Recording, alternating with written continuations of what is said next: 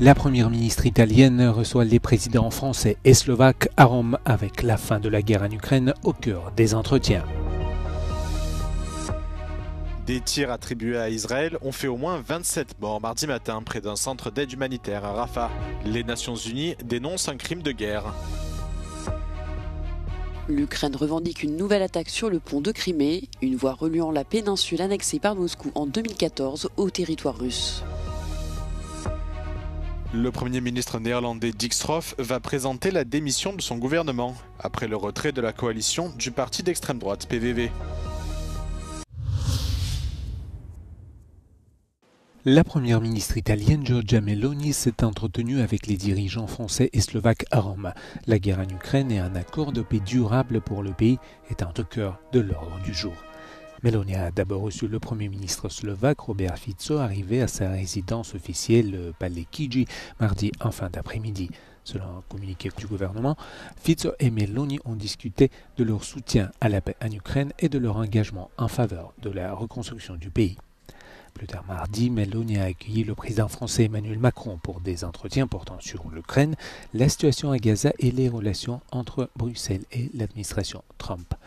Le gouvernement italien a déclaré que les deux pays partageaient des positions communes sur de nombreux sujets et que les attentes étaient élevées quant à des discussions productives. Mais les opinions des dirigeants ne s'alignaient pas sur tous les points. Des divergences de vues ont notamment été constatées concernant le soutien militaire à l'Ukraine. Macron a suggéré l'envoi de troupes dans le pays, tandis que Meloni s'y est opposée.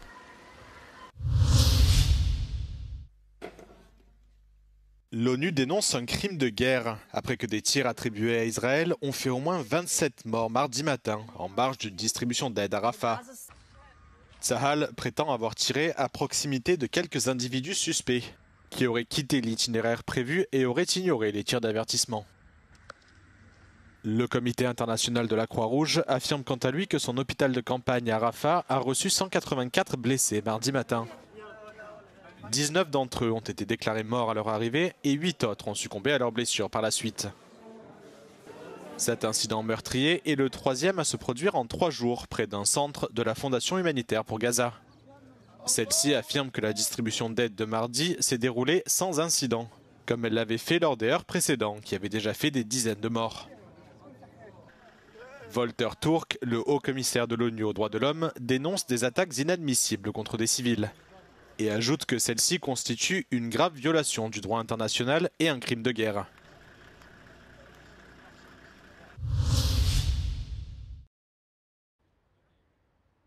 Deux jours après sa vaste offensive contre l'aviation russe, l'Ukraine revendique une nouvelle attaque sur le pont de Crimée.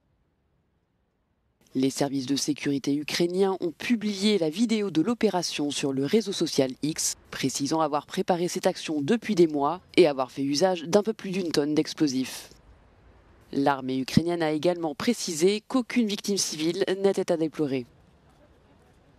Reliant la péninsule annexée par Moscou en 2014 au territoire russe, le pont de Crimée représente une infrastructure stratégique pour le Kremlin et a déjà été visé à 2 reprises par Kiev en 2022 et 2023. L'ampleur des destructions reste à établir. Des photos et des vidéos suggèrent que l'une des 4 voies automobiles a été endommagée. La circulation a toutefois repris quelques heures après l'attaque.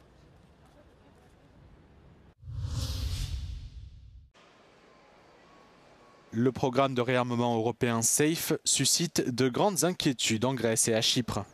Ce mécanisme de financement de l'industrie de la défense est en effet ouvert à des pays extérieurs à l'UE, dont la Turquie. Or, Ankara occupe depuis près de 50 ans la partie nord de Chypre, une revendication contestée par Nicosie, par Athènes et par l'Union européenne. Το πρώτο πρόβλημα είναι ότι χώρες όπως η Τουρκία, βιομηχανίες των οποίων έχουν αγοράσει στην Ευρώπη ευρωπαϊκές αμυντικές βιομηχανίες ή συμμετέχουν στο κεφάλαιό τους, όπως η περίπτωση της Piaggio στην Ιταλία, μπορούν να συμμετάσχουν χωρίς πρόβλημα. Γιατί πλέον έχουν ευρωπαϊκή σφραγίδα, εμφανίζονται ως ευρωπαϊκές εταιρείες, όχι ως τουρκικές εταιρείες. Le ministre grec de la Défense, Nikos Dendias, accuse l'UE d'avoir étendu le programme SAFE à des pays tiers sans l'approbation de l'ensemble des États membres. Des élus chypriotes font part des mêmes préoccupations. Δεν μπορεί κάποιος να μην δει ότι προσπαθούν να βάλουν την Τουρκία στο παιχνίδι όπως άλλωστε ανακοίνωναν εδώ και πάρα πολύ καιρό και στο Ευρωκοινοβούλιο και σε επίπεδο Κομισιόν και Συμβουλίου, ήταν μια προσπάθεια να ενταχθεί η Τουρκία στον Ευρωπαϊκό Μηχανισμό Άμυνας, μια χώρα η οποία κατέχει ευρωπαϊκό έδαφος και απειλεί κράτη της Ευρωπαϊκής Ένωσης με πόλεμο. Είναι λες και βάζει τον λύκο στο μαντί να φυλάει τα πρόβατα. Le mécanisme SAFE fait partie d'un programme de réarmement européen plus large de 800 milliards d'euros sur les 5 prochaines années. Toutes les entreprises de l'UE impliquées auront une participation minimale de 65%, tandis que la Turquie et les autres pays tiers ne pourront pas dépasser les 35%. Le mécanisme a été approuvé à la fin du mois de mai par l'Union européenne. Παράλληλα με τις επιφυλάξεις που υπάρχουν σε Αθήνα και Λευκοσία για την Ευρωπαϊκή Πρωτοβουλία, υπάρχει και η προσδοκία για την αξιοποίηση της ιστορικής ευκαιρίας που δημιουργείται σε σχέση με την αμυντική βιομηχανία των δύο χωρών. Από την Αθήνα και το Euronews, Φαΐ Δουλγέρη. Geert Wilders annonce que son parti pour la liberté, le PVV, s'est retiré de la coalition gouvernementale néerlandaise suite à des différends quant à la politique migratoire du pays. Le leader d'extrême droite avait présenté un plan en 10 points lundi dernier. Celui-ci prévoyait notamment l'arrêt complet de l'asile, la suspension temporaire des regroupements familiaux pour les réfugiés et le renvoi de tous les ressortissants syriens qui se trouvent aux Pays-Bas avec des visas temporaires. Mais ces propositions ont été rejetées par les partenaires de la coalition.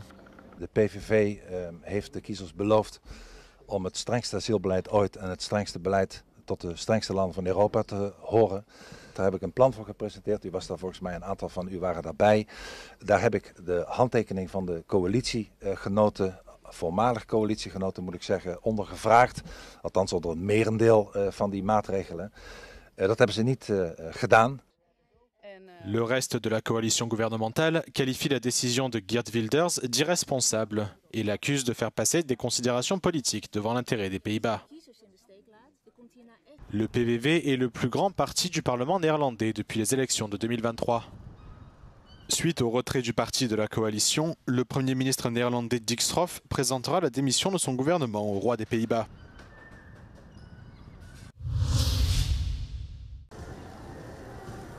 Et si dans un avion, vous deviez payer pour avoir votre bagage à main en cabine? La question est sur la table des ambassadeurs de l'Union européenne qui se réunissent mercredi. Selon des sources consultées par Euronews, la dernière proposition sur la table des États membres avancerait la création d'un nouveau bagage à main gratuit, celui qu'il est possible de glisser sous le siège. Autrement dit, les autres effets personnels en cabine, plus grands, pourraient faire l'objet d'une facturation. Pour les associations de consommateurs, cette surtaxe est illégale. Actuellement, ce qu'il faut savoir, c'est que la Cour de justice européenne a dit très clairement que les bagages à main font partie intégrante du prix du billet de base. Donc normalement, pas de surcharge sur le prix à partir du moment où les bagages à main ont une taille raisonnable. Donc tout ce qu'on voit, c'est une prolifération des pratiques des compagnies aériennes justement de faire payer ces bagages à main. Ce qu'on demande, c'est d'avoir des règles très claires. Le passager doit être capable de mener un bagage à main et une petite valise ou un sac à dos. L'association Airlines for Europe, qui représente 17 transporteurs aériens, a une toute autre lecture de cette décision des juges. Selon l'organisation, la proposition de réforme soutenue par la présidence polonaise du Conseil de l'Union doit surtout apporter une clarification. I think it's important to point out what the current proposal from the Poles does is to set the dimensions for that personal item so that there's the clarity and transparency for all passengers and also for airlines alike. So I'd emphasize again, under EU law, under the single market, airlines have the right to unbundle their services in order to offer the best package for passengers and that they can choose the exact services that they want to keep the price as low as possible. L'autre point délicat de la réforme concerne l'indemnisation des passagers en cas de retard de leur vol. La dernière proposition sur la table fixerait le seuil à 4 heures contre 3 heures actuellement. Mais les États membres sont divisés. Une minorité de blocage, qui compterait l'Allemagne et l'Espagne, refuse de toucher à ce cadre.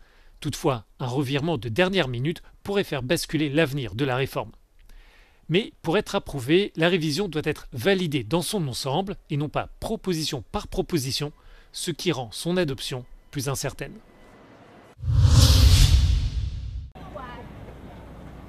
La mobilité durable est l'une des pierres angulaires de la transition verte. Libérer les villes du trafic routier et des moteurs thermiques, c'est aussi protéger la santé publique en limitant par exemple les morts prématurées dues à la pollution, comme le soulignent des initiatives telles que la Journée mondiale du vélo qui a lieu le 3 juin.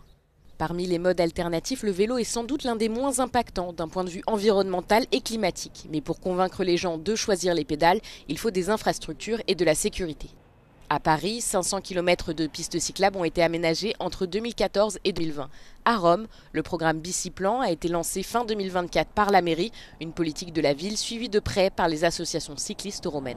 Tutte le grandi città, oramai anche le megalopoli come New York e Londra, stanno investendo molto sulla ciclabilità urbana perché è un mezzo molto veloce, poco ingombrante, non inquinante, che quindi crea benefici a tutti, anche a chi la bicicletta non vuole o non può utilizzarla. È un tassello importante della mobilità urbana, ovviamente non l'unico, ma non è un qualcosa di nicchia o una scelta particolare. Tutte le città dovrebbero puntare sulla promozione della bicicletta come mezzo di trasporto quotidiano. Si certains travaux du Biciplan ont été lancés, la sécurité est fondamentale pour qu'une population choisisse de se mettre en selle et créer des pistes cyclables n'est pas suffisant pour assurer celle des cyclistes. Attualmente muoversi in bici a Roma il principale ostacolo è la doppia fila. Per chi non va in bici può non sembrare scontato, ma uno dei rischi maggiori sono le sportellate dalla doppia fila e un maggior rigore, maggior controllo, soprattutto per la guida con lo smartphone in mano. Oramai girando per Roma possiamo notare tranquillamente, osservando un attimino la strada, che il livello di distrazione degli automobilisti è molto alto. Cependant, un changement culturel est également nécessaire. En ville, les gens choisissent souvent la voiture, sans penser par exemple que la vitesse moyenne d'un vélo est nettement plus élevée.